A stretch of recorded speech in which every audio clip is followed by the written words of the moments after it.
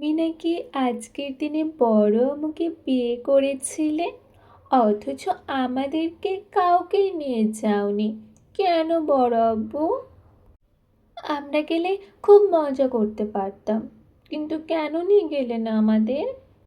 শ্যামু সৃজনের কথা শুনে শায়ন মিটিমিটি হাসতে হাসতে বাবার দিকে তাকালো। শরাফত চৌধুরীর চোখ মুখে অস্বস্তি ফুটে উঠেছে। জবাবে কি বলবেন সেটাই চিন্তা করছেন বোধহয়। সিতারা চৌধুরী তরকারি আনার ছুতোয় রান্নাঘরে চলে গেলেন। বাবা মার অবস্থা দেখে শায়নের মাথায় শয়তানি বুদ্ধি উদয় হলো। বাবার থেকে একটানা গাল মন্দ খেতে খেতে অরুচি হয়ে গেছে। এই সুযোগে বাবাকে ফাঁদে ফেলার বাঁশ রেডি করে ফেলেছে। এদিকে সাম্য সৃজন এখনো জবাবের আশায় শরাফত চৌধুরী দিকে তাকিয়ে আছে। তাদের আর একটু উস্কে দিতে শায়ন কিছু বলার আগে শীতল মলিন মুখে বলল, আমরা ছোট বলে কেউ আমাদের গুরুত্ব দেয় না।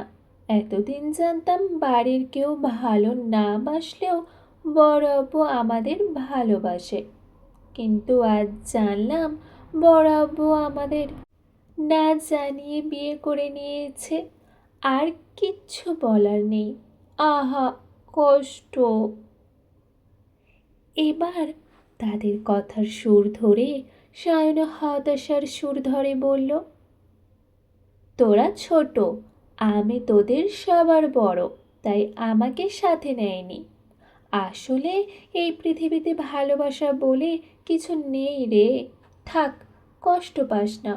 আমার বাপের বিয়েতে রোস্ট খেতে পাসনি তো তাতে কি বল, আমার বিয়েতে তোদের ডাবল রোস্ট খাওয়াবো।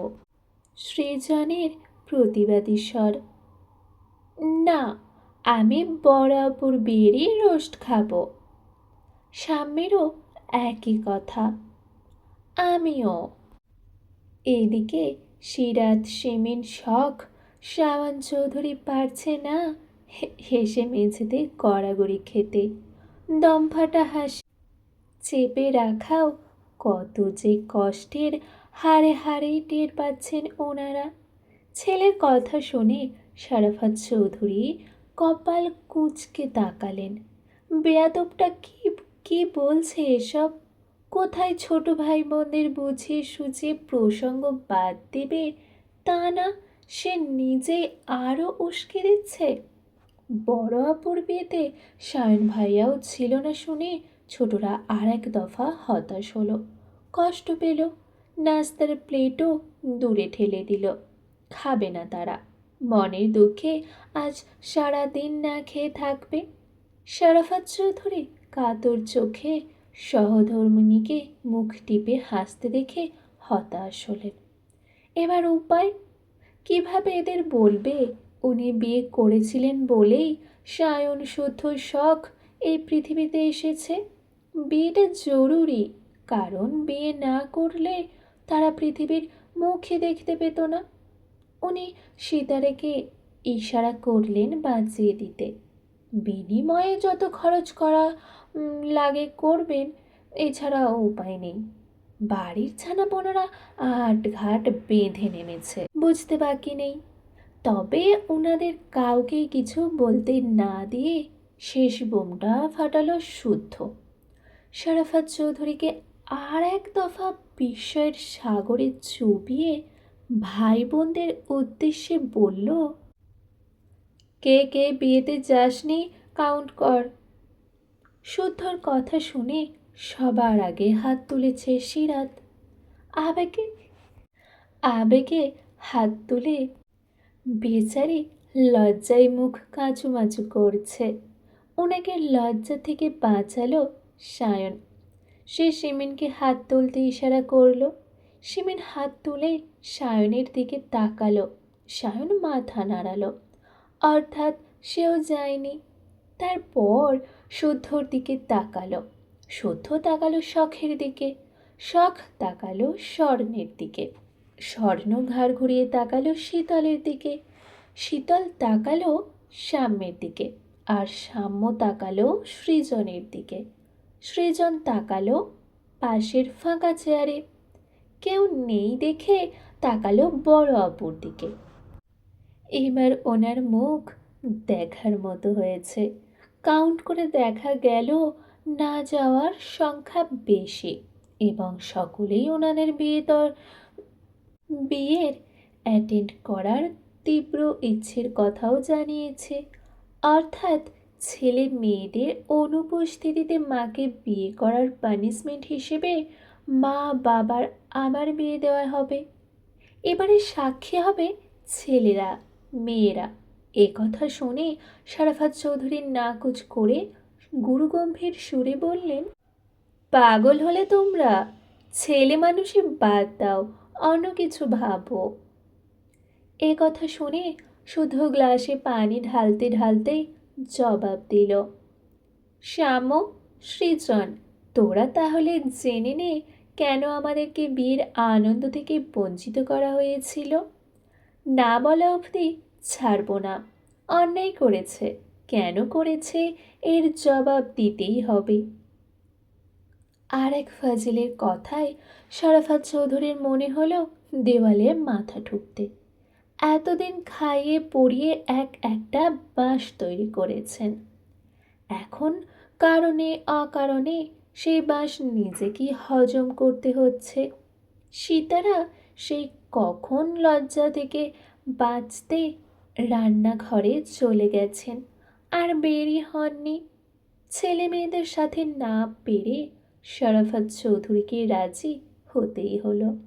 উনি কোনো মতে নাস্তা সেরে উঠতেই সায়ন বলল, বাবা, একটা রিসর্ট বুক করে ফেলি, সেখানে বিয়ে বাসরের ব্যবস্থাও থাকে।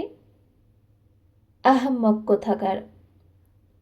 এ কথা বলে উনি দ্রুত পায়ে স্থান ত্যাগ করলেন। তবে যেতে যেতে ঠিকই শুনলেন অট্টহাসির শব্দ। বাবাকে তড়িঘড়ি যেতে দেখে সায়ন সকলের দিকে তাকিয়ে বলল, বাবাকে বাঁশ দেওয়ার বুদ্ধিটা কার মাথা থেকে বেরিয়েছে? হাত তোল, সে গিফট পাবে। এই কথা শুনে শীতল গদগদ হেসে এক হাত তুলল। ভোর রাতে তার স্মরণ হয়েছে আজ বড় আপু ও বড় মায়ের বিবাহবার্ষিকী। কোনো বাড়ি জাঁকজমকভাবে কিছু করা হয় না, কারণ শরাফত চৌধুরী পছন্দ করেন না। এই জন্য সেই সাম্য আর সৃজনের মাথায় এ কথা ঢুকিয়েছে যে তাদের বড় আব্বু তাদের ভালোবাসে না। ভালোবাসলে কেন ওনাদের বিয়েতে নিয়ে গেল না? ব্যাস, বাকিটা ইতিহাস। আজ রাতে সেহরি খেয়ে কালকে থেকে রোজা, তাই আজ দুপুরে বিয়ের কাজ সারা হবে। বাড়িতে বিয়ে বিধায় আনন্দের সীমা নেই। তবে বিয়ের খাওয়া দাওয়া হবে রিসর্টে। ইতিমধ্যেই 3 ঘন্টার জন্য রিসোর্ট বুকিং করেছে সায়ন। তারই এক বন্ধুর রিসর্ট বলে হয়েছে। 3 ঘন্টার মধ্যে কাজ সারতে হবে। সন্ধ্যায় আবার আরেকজনের গায়ে হলুদের অনুষ্ঠান হবে। বাড়িতে এত আনন্দ দেখে শীতল খুশিতে ডগমগ হয়ে কল করল শাহাদাত চৌধুরীকে। হাসতে হাসতে জানালো পুরো ঘটনা। অতঃপর কথার মাঝে থেমে গিয়ে ধীরে বলল, তুমি আসবে না বাবা? না মা, তোমরা মজা করো। কাউকে বলে দেখো না বাবা, কয়েক ঘন্টার জন্য হলেও এসো। তোমরা মজা করো মা, আমি দূরে থেকেও তোমাদের সাথে আছি। বিশেষ দিনগুলো তোমাকে কাছে পাই না কেন বাবা? মাঝে মাঝে খুব রাগ হয় তোমার চাকরির প্রতি, দায়িত্বের প্রতি। এই দায়িত্ব করে আমাদেরকে সময় দাও না তুমি। শাহাদাত চৌধুরী মেয়ের ছলো ছলো চোখ দেখে নিঃশব্দে হাসলেন। এ নতুন কিছু না। বিশেষ দিনগুলো বাবাকে কাছে না পেলে মেয়েটা এইভাবেই অভিযোগ করে বসে। স্বর্ণ বোঝতার শীতলের মতো যখন তখন আবদার ঝুড়ে বসে না। তবে মাঝে মাঝে তার চোখ জোড়াও বলে, ও বাবা, এসো। কিন্তু আবেগে পড়ে দায়িত্বের অবহেলা কখনো করেননি, করবেনও না। এতে মৃত্যুসই। বাবা আসবে না জেনে শীতল মুখ ভার করে ফোনটা তার মায়ের হাতে ধরিয়ে দিয়ে চলে গেল। সারাদিন বিয়ের ঝামেলা শেষে ক্লান্ত দেহে বাসায় ফিরেছে সবাই। শুদ্ধর সাথে সায়নের কিছু একটা নিয়ে খুব কথা কাটাকাটি হয়েছে। তবে সায়ন ভাইয়ের কথায় হেসেছে। হাসতে হাসতে গড়াগড়ি খাওয়ার অবস্থা তার। ভাইকে হাসতে দেখে শুধু রাগের জেদে সবার আগে রিসোর্ট থেকে বাসায় এসে ফ্রেশ হয়ে ওয়াশরুমে ঢুকেছে। শাওয়ারের নিচে দাঁড়িয়েও রাগে গা কাঁপছে। এর কারণও শীতল। সব দোষ ওই বেয়াদবটার। আজ সারাদিন তাকে জ্বালিয়ে মেরেছে। আর এসব ভুলভাল কাজে ওকে উস্কে দিয়েছে সায়ন। ভালোবাসার জীবাণু টিবাণু বলে আজাইরা সব যুক্তি দিয়ে ব্রেন ওয়াশ করেছে গাধিটার। কয়দিন ধরেই হচ্ছে এইসব। মাথামোটা গাধিটাও সেসব ব্রেনে ঢুকিয়ে তাকে চালাচ্ছে। যখনই শীতলের দিকে তাকিয়েছে তখনই দেখে শীতল আগে থেকেই তার দিকে তাকিয়ে আছে। মানে হয় এসবের। সে সময় নিয়ে শাওয়ার নিয়ে বের হতেই দেখে শীতল বিছানায় বসে আছে। পরনে অনিয়ন কালারের শাড়ি, খোলা চুল, কপালে ছোট্ট একটা কালো টিপ। দুপুর থেকে মাথায় হিজাব পরা থাকলেও এখন এলো চুল। ওকে দেখেই শুধু খাটের নিচে থাকা চেলা কাঠটা নিয়ে একবারই বসিয়ে দিল শীতলের বাহুতে। শীতল উফ মা বলে কোকিয়ে উঠল। অন্য সময় হলে হাও মাও করে কেঁদে উঠত, কিন্তু এখন কাঁদার তো দূর। বসা থেকে উঠে দাঁড়িয়ে তারই পায়ের পাতার উপর উঠে দাঁড়িয়েছে। চোখে ভয়ের লেশমাত্র নেই। শীতলের পাগলামি দেখে স্থির হয়ে দাঁড়িয়ে আছে শুদ্ধ। কেবল শাওয়ার নিয়েছে, তারপরেও দরদরিয়ে ঘামছে সে। কানের পাশ দিয়ে গড়িয়ে যাচ্ছে সরু চিকন ঘাম। তার পায়ের পাতার উপর দাঁড়িয়ে শীতলকে বড্ড বেশি অচেনা লাগছে। চোখে অন্যরকম চাহনি, ঠোঁটে যেন সর্বনাশা কিছুর ইঙ্গিত। তবে সে কিছুতেই এসবে প্রশ্রয় দেবে না। তাই শীতলকে সজোরে ধাক্কা দেওয়ার আগেই শীতল শুদ্ধর কাঁধ শক্ত করে আঁকড়ে ধরল। অতঃপর কিছু বুঝে ওঠার আগেই শুদ্ধর কানের 2 ইঞ্চি নিচে নরম মাংসে চুমু এঁকে বসল। হঠাৎই নরম ওষ্ঠ ছোঁয়ায় কেঁপে উঠল শুদ্ধর সর্বাঙ্গ। চোখে মুখে স্তম্ভিত ভাব। কে বলে কি ঘটল তা বুঝে ওঠার আগেই শীতল ফিসফিস করে বলল, শুদ্ধ ভাই, আপনার নামে যদি 2-একটা কলঙ্ক মাখি আপনি কি রাগ করবেন? হুম? ঘড়িতে তখন বেলা 11টা। থমথমে মুখে বাড়ির বড় কর্তা শরাফত চৌধুরী বসে আছে বিলাসবহুল সোফায়। পরনে সাদা পাজামা পাঞ্জাবি। চোখে মুখে একরাশ বিরক্তি। উনি একই স্থানে বসে আধ ঘন্টা যাবৎ দেখে যাচ্ছেন অন্য সব সদস্যের হুটোপুটি, এটা ওটা নিয়ে চিৎকার চেঁচামেচি। বাবা মায়ের বিয়েতে তার ছেলে মেয়েরা আদৌ বরযাত্রী রূপে গিয়েছে কিনা জানা নেই ওনার। হয়তো চৌধুরী বাড়িতে এই ঘটনা বিরল। যদিও এটা অস্বাভাবিক ঘটনা নয়, কারণ এই বাড়িতে এক এক পণ্ডিতের বসবাস। এরা নিজেরা একটা নিউটন কিংবা আলব্রেট আইনস্টাইন।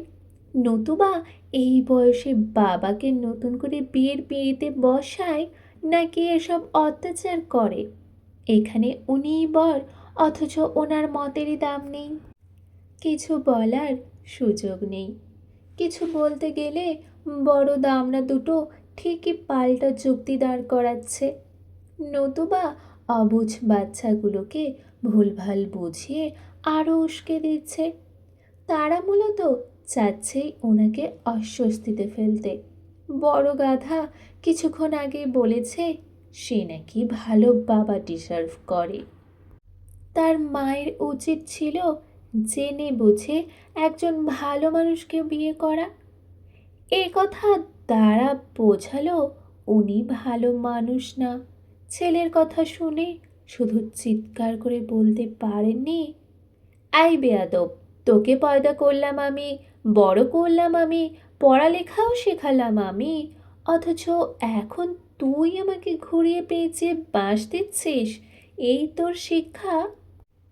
কিন্তু বুক মুখের কথা মুখ ফুটে বলতে পারেননি কিছুই। পারবেন কিভাবে? ছেলের মতো বেহায়া নাকি উনি? ব্যাপারটা এখানে থামলেও হতো, তা অবশ্য থামেনি। বাড়ির বউরা শতরূপাকেও ঘটনাখানা জানিয়েছে। এইমাত্রই শতরূপা দ্বিতীয় বিয়ের জন্য অভিনন্দন জানালো। সেও নাকি গেস্ট নিয়ে রিসোর্টে ভাইয়ের বিয়ে খেতে যাবে। ছি ছি, এসব কি সহ্য হয়? তাছাড়া লোকে কি বলবে? সামনে না বলুক, পেছনে তো ঠিকই বদনাম করবে। বলবে বুড়ো বয়সে ভীমরতি, ছেলের বিয়ে দেওয়ার বয়সে উনি নিজেই বিয়ের পিঁড়িতে বসছে। একটু পরেই সূর্যোদয় রিসোর্টের উদ্দেশ্যে রওনা দিবেন ওনারা, অথচ বাড়ির মেয়ে বউদের সাজগোজ শেষ হয়নি। যে যার মতো সময় নষ্ট করছে, অথচ কিছু বলতেও পারছেন না। কারণ একবার বলতে গিয়ে কনিষ্ঠ পিচ্ছু সাম্যের কথায় অপদস্থ হতে হয়েছে। তাই ভেবেছেন কিছুই বলবেন না, বললেই তখনকার মতো শুনতে হবে। বিয়ের জন্য বড় অপর তার তর সইছে না। শীতল শখ স্বর্ণ, তিন বোন এক রুমে রেডি হচ্ছে। স্বর্ণ শখের শাড়ির কুচি ঠিক করে দিচ্ছে। তারা তিন বোনই শাড়ি পরবে। কালার আলাদা হলেও এক কোয়ালিটির শাড়ি সব, সঙ্গে ম্যাচিং হিজাব। এইদিকে শীতল এখনো মুখ ভোঁতা করে চুপ করে বসে আছে। ভাব দেখে মনে হচ্ছে এক্ষুনি কেঁদে দেবে।